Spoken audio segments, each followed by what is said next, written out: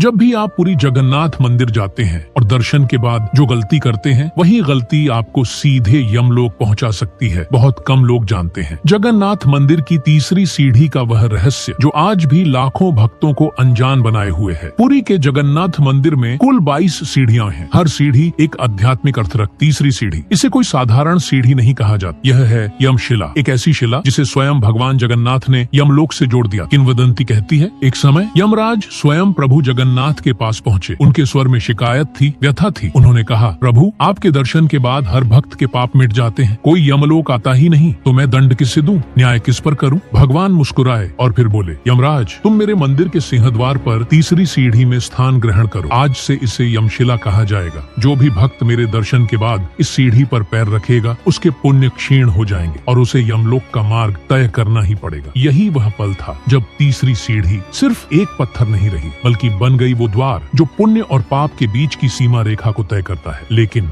यहाँ आता है इस रहस्य का सबसे चौंकाने वाला हिस्सा। भक्तों को डरने की कोई जरूरत नहीं, क्योंकि भगवान जगन्नाथ ने पहले ही सब व्यवस्था कर दी थी। मंदिर में प्रवेश तो यमशिला से होता है, लेकिन निकास यानी बाहर लौटने का रास्ता पूरी तरह अलग है। भक्त दर्शन के बाद यमशिला को छुए बिना ही लौट जाते हैं, इसलिए न उनका पुण्य नष्ट होता है, न यमलोक का भय उन्हें छू पाता है। एक ही शर्त है कि भक्त इस रहस्य को समझें और भूल से भी तीसरी सीढ़ी पर दर्शन के बाद पैर न रखें। यह है जगन्नाथ मंदिर की तीसरी सीढ़ी का रहस्य, जो सदियों से देवताओं, पापों और न्याय के सूक्ष्म संतुलन को बनाए हुए है। जय जगन्नाथ।